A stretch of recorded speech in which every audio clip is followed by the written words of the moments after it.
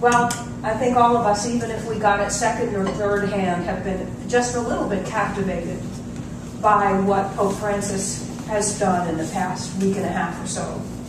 And interestingly enough, we had already committed to having Interfaith Sunday today. It's Interfaith Sunday at Centers for Spiritual Living across the globe.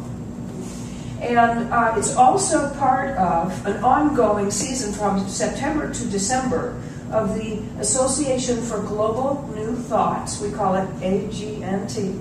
For AGNT's season for interfaith and intercultural celebration. And so we had all of that planned. And you've heard me tell a similar story many times when I get up here. Because we had this plan, and it turns out that the world did too. And so Pope Francis definitely did as well. So I initially heard about this celebration through friends and began to read and listen and watch a little bit more of it after the fact. And there's something that the Pope said. He said that, I've got to find it here. He said that we have become accustomed to a mindset of violence, hatred, and revenge. And, of course, there are many of us in this room who say, well, not me, right? And we're here today to explore something called the Golden Rule. We're here to explore something called the reciprocal activity of the universe. And we're here to perhaps even come clean, to see if there's something within us, even just in our private thoughts, that may have just a little touch of that. And there's a reason for that. It's because we're all one, because we're all connected. So before we go into that exploration, I wanted to share also that, now Elaine read from Reverend Jean Sweet's thing. She was at CSL Big Bear. She created that thing, and our guest speaker, Rick McCullum, used it a couple weeks ago with a candle lighting. It's often read that way, with a candle lighting. Each thing that she read was corresponded with by something that Rick read from a class that we're starting tomorrow called Beyond Limits. And so Interfaith Sunday was also an opportunity to let everybody know that Beyond Limits is so out of the ordinary when it comes to a Science of Mind class. It is the most contemporary one available, created at Mile High Church in Colorado. And in week 5, we are going to have a blast covering this topic of the Golden Rule around the globe, of interfaith. Not only were those 7 basic world religions mentioned, but there are some more here. Sikhism. As thou deemest thyself, so deem others. Then shalt thou become a partner in heaven. Jainism. And I believe that Jainism was mentioned in that interfaith celebration at Ground Zero. In happiness and suffering, in joy and grief, we should regard all creatures as we regard our own self. Anybody know how to say Zoroastrianism? Have you ever heard of that? Yes. Okay.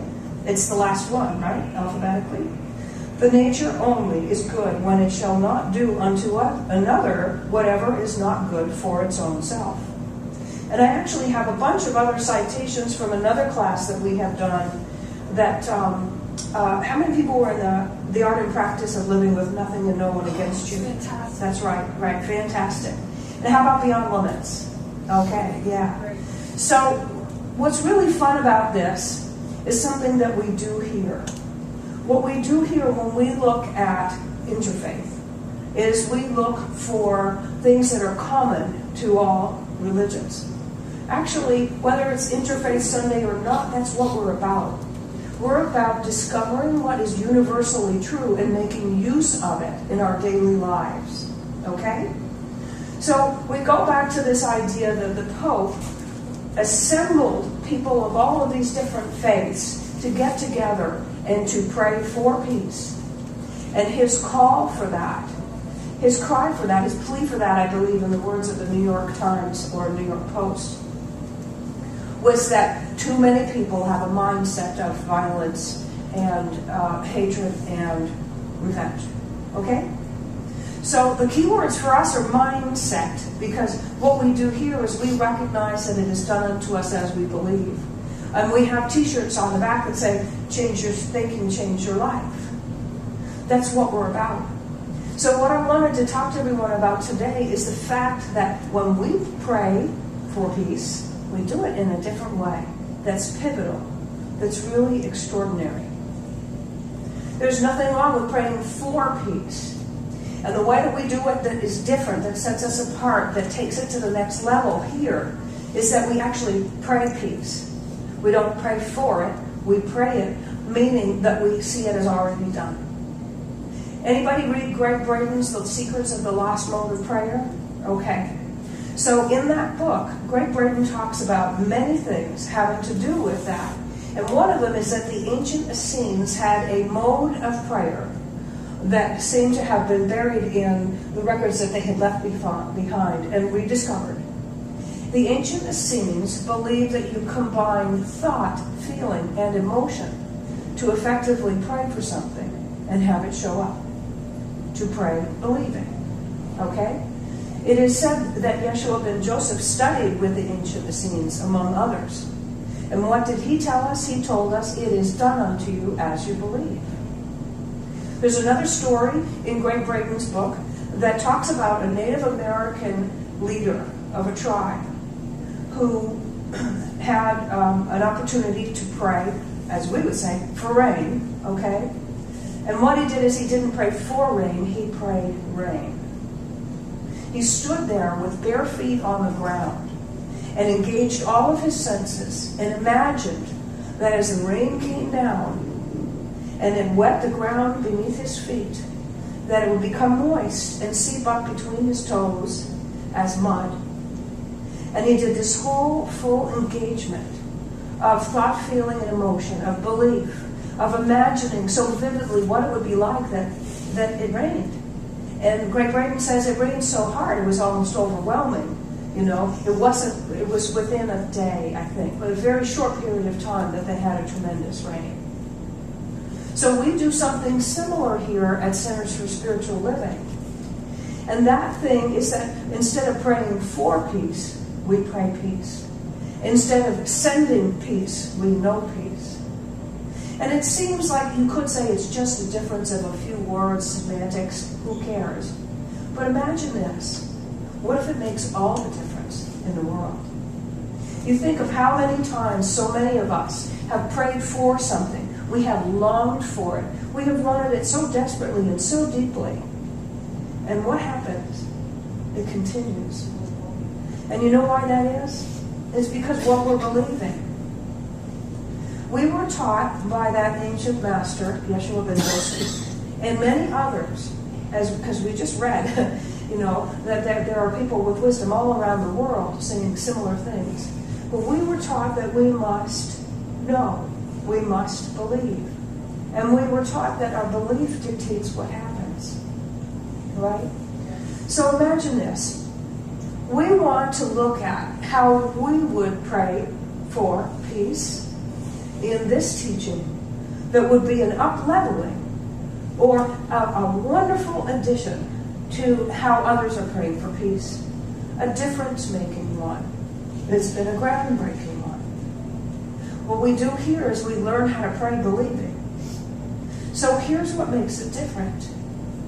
What makes it different is that we are not asking for something, thinking of it way out there as if it's not happening. We are asking for it with a knowing.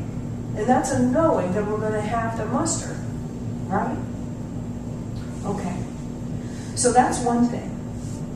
The other thing I want to tell you is that there are many things that are common to all world religions, and one of them is the Golden Rule, which we just had read to us. Okay? It says, do unto others as you would have them do unto you. Why is that? That is because of two things. One, we're all connected. We are one. So that which we do to one, we do to all. Okay? And the other part is that we live in a reciprocal universe. That is the principle or the law that makes that previous statement true. That means, and we've heard it 1,000 times, what you get, you give. What goes around comes around. Whatever you put in, you get out. Right? The golden rule is saying, do unto others as you would have them do unto you. Is that just to be polite? Is that just to be nice? What if it's more? If we are all one, then when we do something other than that, we will have a different experience, and so will everyone else in some way. If we recognize that we live in a reciprocal universe, then what happens is we remember that whatever goes out from us comes back in some way. It's beyond being polite. It's far beyond that. So many of us who have been in these classes that we have looking at these ideas of a reciprocal universe, of the law of cause and effect and so on, so many of us realize that, oh my goodness, privately, inside my head and my heart, I've had other thoughts and feelings that are not really in alignment with my highest ideal. Uh-oh. The thing is, because we have not said them out loud, and because we haven't necessarily acted upon them, we might believe that they don't have any power. And yet they do. And the reason for that is because we are one, because we're all connected in the collective. And the reason that they have power is because nothing gets by universal law. Nothing gets by the fact that we live in a reciprocal universe. So what we do instead is say, okay, we're being invited to pray for peace. And I don't mean just because the Pope came to New York City a week and a half ago. I mean because of what just happened a few days ago. And how much it has been an echo of what happened a year ago. And how much so many of us are fretting about what is going on, not just halfway across the globe, but right here in our own neighborhoods. We're concerned. So how might we pray for peace in a way that is more effective? Number one, we remember that we're one. So we look at what we've been thinking and feeling. And we ask ourselves, can I clean up my act a little bit? Even if I don't say it aloud? Even if I don't do anything about it? Do I have some prejudices that I don't have the luxury of holding on to? Think about it. There's an election coming up. And we do not all have the same political views, even in this room. If we have an attachment to those to the point where we think anybody who doesn't think like us is wrong, then we're contributing to a little bit of disharmony. What if somebody wronged you? What if somebody said or did something, either recently or long ago, that you haven't been able to let go of? Could you clean that up? Is it possible that you think ill of them? Interesting words, right? Think ill. What happens is whatever we think and feel and say and do goes out there and brings back to us in equal measure to that. So in some cases, if we're just talking about some thoughts and feelings that we entertain now and again, they're not too great, they might just bring a little bit of annoyance or discomfort. Or they could start to create a cycle that keeps us stuck where we don't want to be. So, what we're going to do right now is recognize that the golden rule is one really easy and great way, if we believe in nothing else, if we do nothing else, that the golden rule is a great way to bring that peace to the world, to our own lives and that of others. And why is that? Take the golden rule. The golden rule says, do unto others as you would have them do unto you. Anybody see that movie Powder? Okay, in the movie Powder, this young man, I think he had been struck by lightning. Ever since that point, he felt everything. He felt when anyone was harmed, when an animal was killed, anything. He just felt it. And he could touch another person and they would feel it too. There's something within us that knows that universal connection that we have. And there's something within us that knows that it's more than just being polite to do unto others as we would have them do unto us. Because what we recognize is that we're constantly creating. We're constantly creating a pattern, an attractive pattern. We're creating a vortex. We are creating an invitation for something to come our way. So the golden rule is one really easy way to do something very, very special that leads to peace. This is what it is. You know, when we look for common ground, we find common ground. And when we stand on common ground, we recognize that we are one and we do no harm. And when we recognize that we are one and we do no harm, we are at peace. We are in peace. We are peace. So, what if you use the golden rule to help you to remember that we all stand on common ground? What if you use the golden rule to help you remember that when we stand on common ground, we recognize our oneness? And what if you use the golden rule so that when you stand on ground and recognize your oneness, what we recognize also is that peace is there. See? So we could arrive at peace by remembering that we are one, that we are all connected, that we live in a reciprocal universe. And an easy way to do that is with the golden rule. There are so many different ways that we could go about that. You see, our natural state is one of harmony. Our natural state is one of unity. Our natural state is of oneness. So our natural state is of peace. It is said that harmony is Spirit's first law, and that it shows up as unity in all of its creations. So instead of fighting for peace, which we know doesn't work, what we want to do is find it within ourselves. And to the degree that we find that peace willingly within ourselves, we influence the collective. We shift what is going out and coming back to us. And we are part of a restoration to that natural state. We're part of a restoration.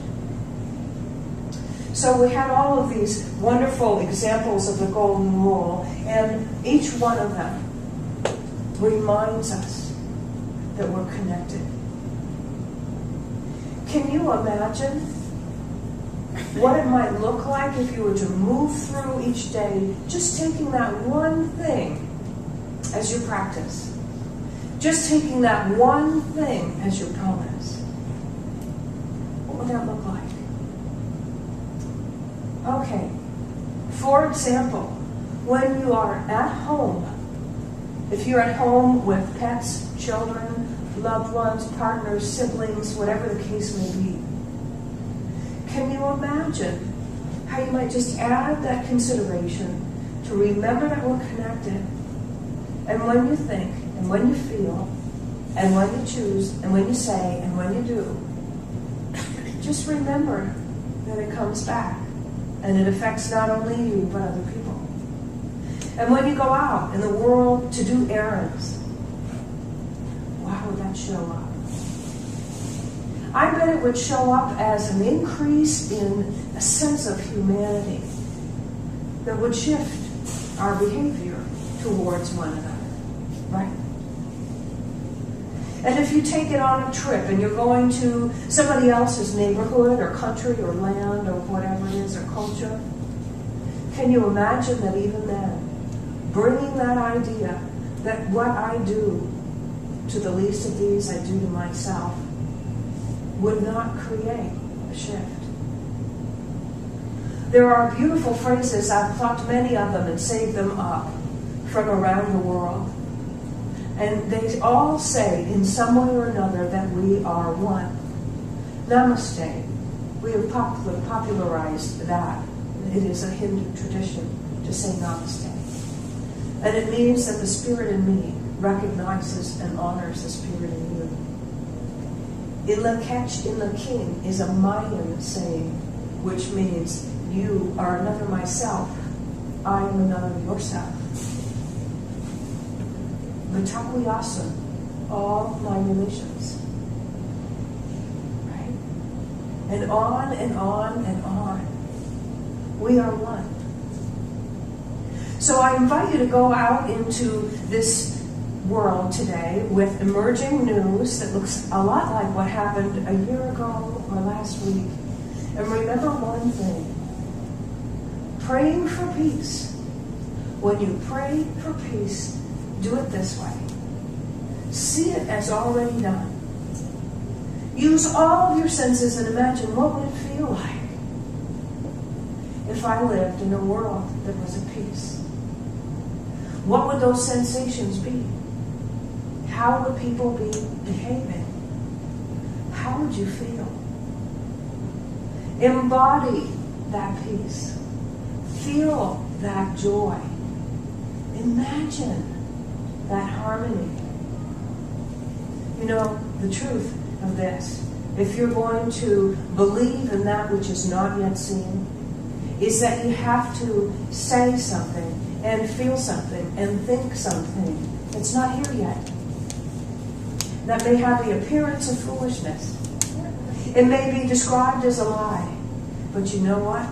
Fools are wise.